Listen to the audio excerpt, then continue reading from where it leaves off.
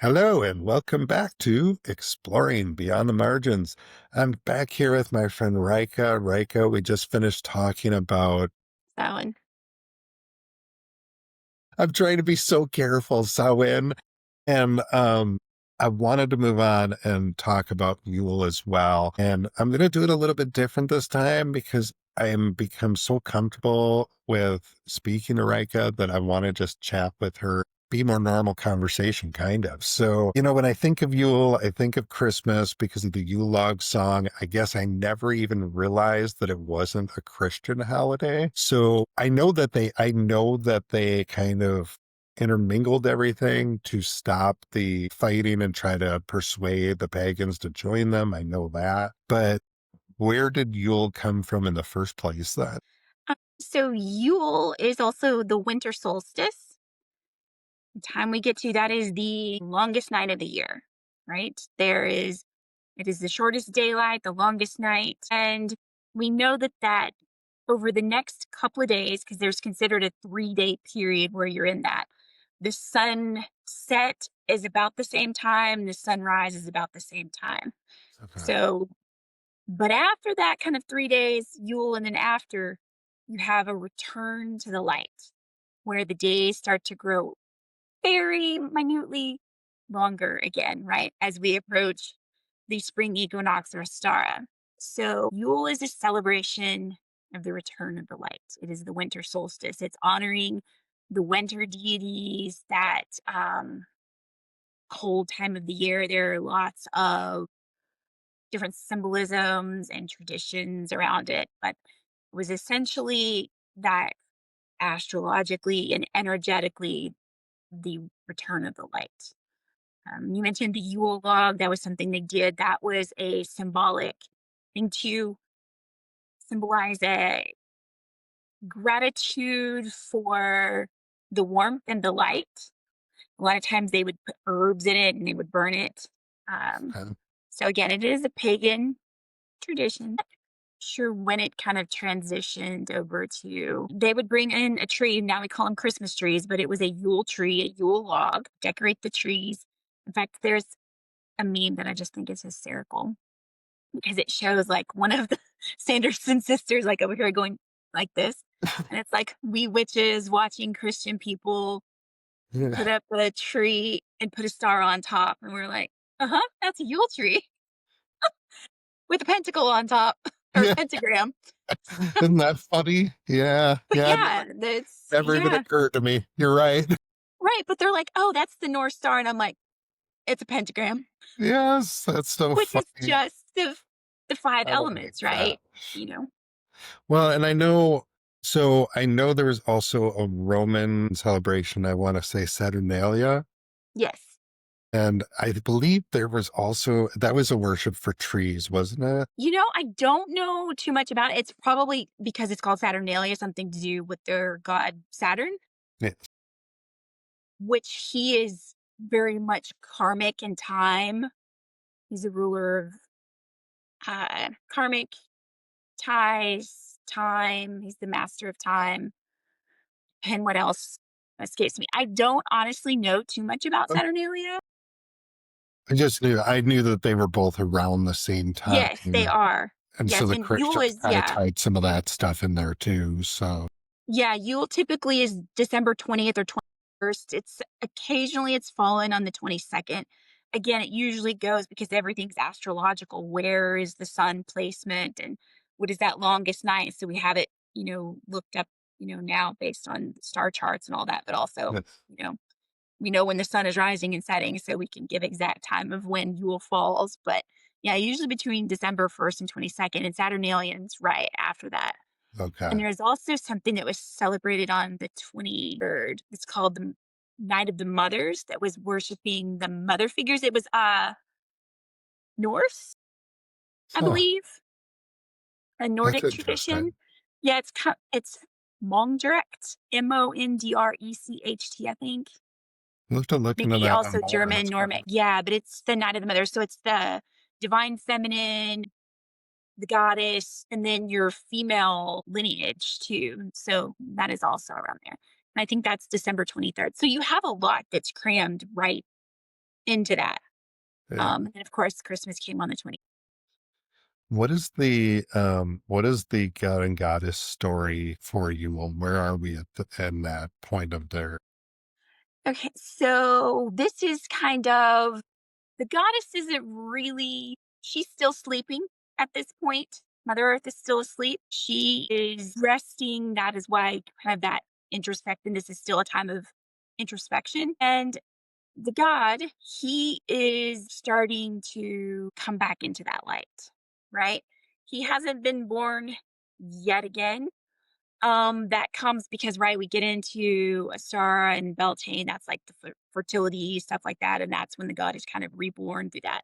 This is they talk about the Oak King and the Holly King, uh and that is a transition period. So the Oak King rules the summer, and around this time, and some people will put it a little bit different timing, but traditionally people are celebrating that transition because this is the winter solstice, and that's you think about there's a lovely artwork that I found somewhere that I had one year, that shows like the green man kind of uh, look, right? He's all covered in green and the oaks and stuff like that because that rules the summertime.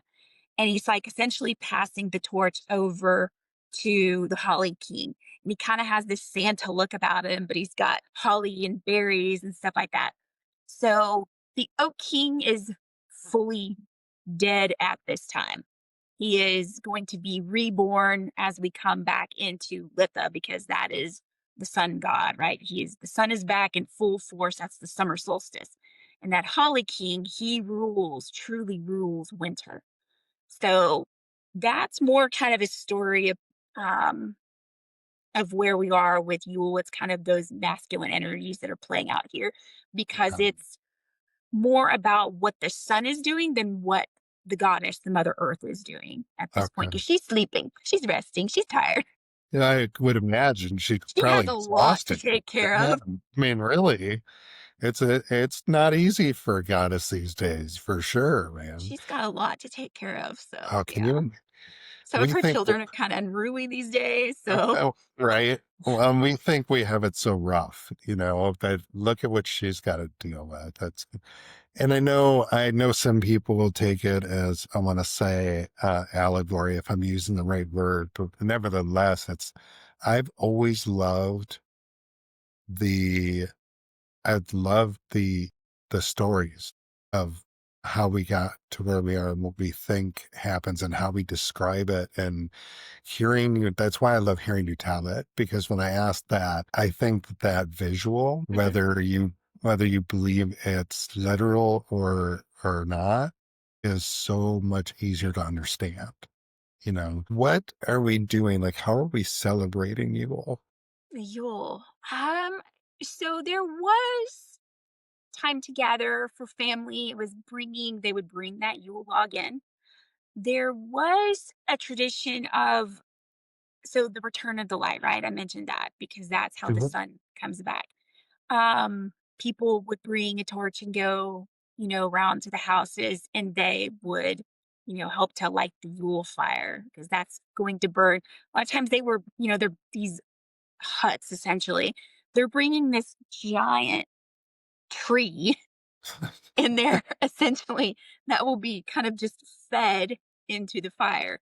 So that's kind of how the Yule log started, is that because it was a festival over several days. A lot of pagan festivals begin like the day before at sundown and go till, that whole next day and then till sunrise on the following, morning. So it's that time. You wanted a Yule log that was going to burn that entire time because it's bad luck if it went out, right?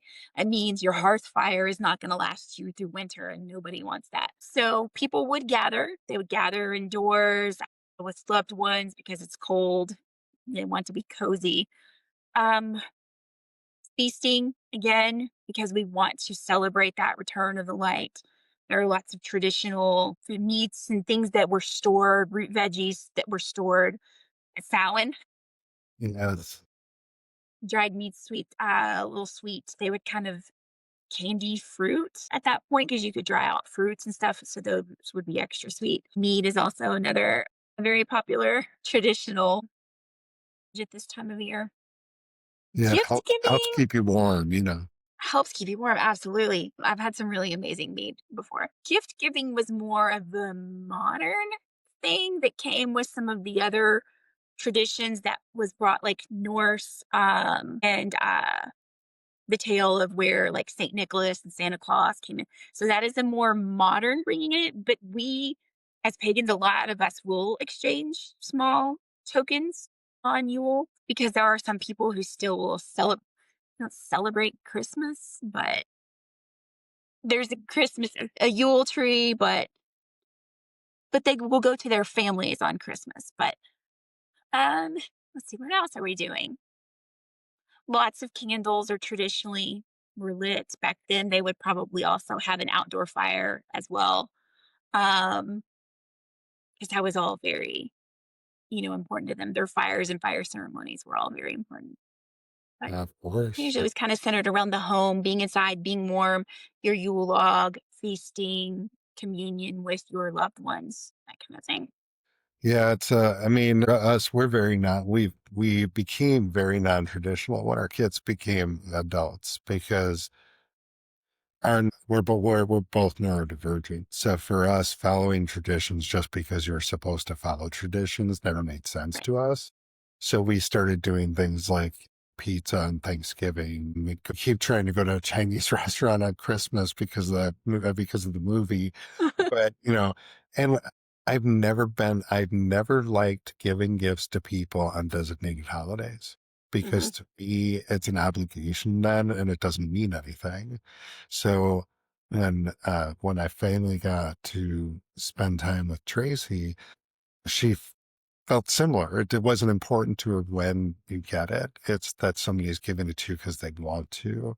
So to hear these people take what were really cool traditions, and then alter them so much, and then people worry about things like, do I celebrate Christmas? Do I give gifts? Do what feels right to you. Doesn't mean I've always told people it's not that I won't give a gift on Christmas. It's just that I'm not going to just because it's Christmas. I'll do it the day before, or the day after, if that makes you feel better. But I think that people get hung up on that, and it's They do. unfortunate because it's not none of them, none of the holidays, none of the Sabbaths, none of that is really meant to be an obligation. It's meant to be something you want to do. But now that I brought the room down, I think that the log thing is really cool though, because I never considered that it was probably a whole tree that they Mhm. were just feeding into it. And that's such a it's a cool picture in my head of what it would look like. But they probably didn't need to do gifts because gifts weren't probably really a thing. But having all your family there was important because you knew they were safe Yes, and they were taken care of and you could celebrate each other. And man, that's really what we need to do. We just need to celebrate each other. exactly, I agree. I Well, agree. I like Yule. I like while the winter solstice is definitely something that I always look forward to because as much as I like the dark, it's getting harder to see that way. So I like it when the light comes back. What do we do? What's after that? What is our next Sabbath after Yule?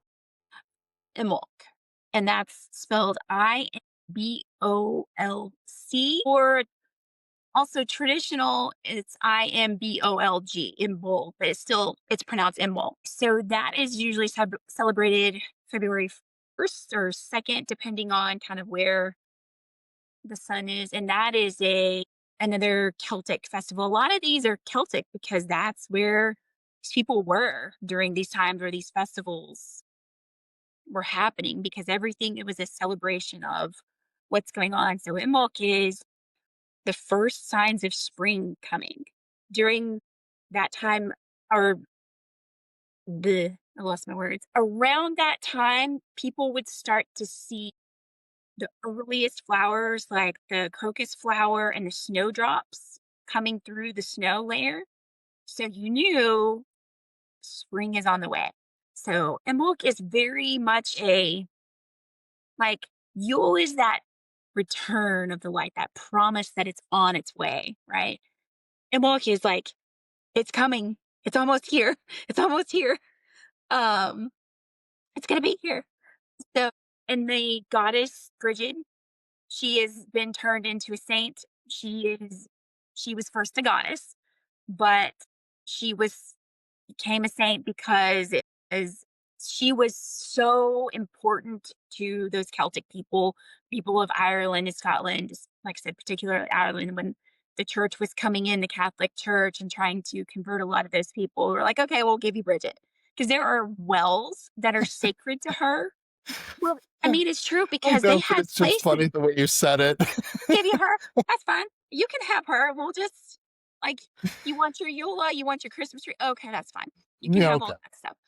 But it really kind of is like because like I said, there were she is the goddess of fire. She is a forger, the forge, like the blacksmith, poetry, but also sacred wells. So she's like people associate her Yeah. as a fire goddess, and she is. That's why Imbolc is very much a fire ceremony, right? Yes. Light a Yes. bunch of white candles because white symbolizes the snow, and then the flames coming through that light coming through that the snow. And she was, protected the wells, kept the water, clean and pure for the people to have a drinking space, right? Um, So she is so venerated and so beloved in those places that the Catholic Church had no choice but to bring her on and said, "Okay, she's a saint now. Now you keep." I call her Brie for short. Most of us do. It's just she doesn't mind. I said she was so beloved that they didn't have a choice. They had to that's funny bring though. her into that.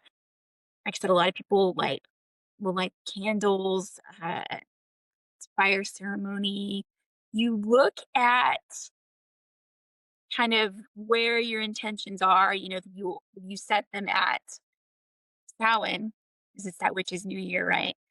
Kind of now you're, let's see, 3 months, right? If I can count. You're kind of 3 months into that technical, new year after Samhain being the witch's new Right. year. Right. November, December, January, 3 months. And you're kind of looking at where you are with those intentions before you get into really moving forward into that. So some people will also kind of start sowing seeds. A lot of that's done at the next one, which is a star, but they'll start to kind of at least have ideas about how to make those manifestations come to life, more fertile in the growing season as we get to that. But it is really a symbol of we've made it out of the darkness and now we are in the light.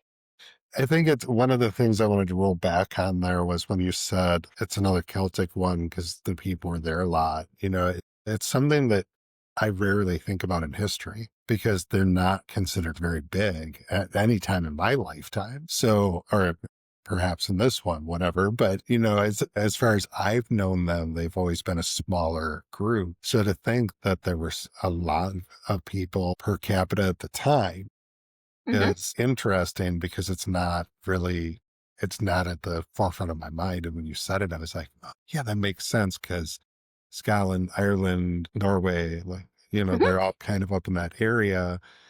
And that made sense. I hadn't really thought about it. So thank you for bringing that to mind. I appreciate that. Yeah. I mean, that's where we, all the white people, were. Here in the Americas, the native, the indigenous tribal Yeah. people, the Native Americans were here already. But going back to ancient times, that's where we were. And it's funny because you hear people talk, and I've said it a couple of times just because I am who I am. And I'm like, if you go far enough back, we were all pagan. Your Oh, yeah. ancestors are pagan. Yeah. Like, I mean, because even if you have like, of, I don't want to go down that tangent, but, That's, yeah, I got Australia and you. Africa, like, we're all pagan, but it's just different types of pantheons, right? Different Well, types of traditions and then culture. But Yeah. It wasn't until power hungry white people went and started destroying all the other people that the Yeah. pagan religions kind of disappeared for a while. If we could have just behaved ourselves and left everybody alone, that probably would have been better. But that also, Yeah. No, exactly. Well, and I will never understand that. Like, why? Yeah, it's whatever. it's like, having lived in Texas and then now living in Nevada, my experience with immigrants is probably different than the majority of the country. And my experience is odd because my job has been to protect them since the beginning because I work with kids. And I've always said, they will have to take me away before they get to you. And my kids believe me, which I'm glad because I would definitely Yeah. stand by that. But they come to school because they trust me. And when I think about the fact that the people that are doing this are people that look like me, it does not make me feel guilty. It makes me feel angry. Leave them alone. They aren't hurting anybody. They're not taking jobs that any of us want to do. They aren't stealing healthcare. And frankly, if they're working at a job that they stole from somebody, that means they have a social security number Yep. and they're paying taxes that they will never get benefit for. So sorry, I get that. No, I agree with all of that. Sorry, That's Artemis the, has decided she wants to be a part of it now. hey, Artemis, glad to see you again. It was nice of you to stop by and disappear again, but She that's was like, "What are we doing today?" my native's here getting restless too. But we are going to definitely, we're going to speak again. We have so much more to talk about. And I appreciate you doing another double with me. Absolutely. So let me sign us off. Guys, we will talk more about other things. I do want to get this library at the Sabbath's end so that people have a place to refer to it. But we have so many other things that I know Rick and I want to talk about. And so we will have more amazing shows and more amazing guests. So please, if you like the content, please subscribe. If you don't like the content, email me, let me know why. Let me see what I can do to fix it and make it better for you. Because we love you all for who you are, not who the world wants you to be. Have a great day, and we'll see you soon.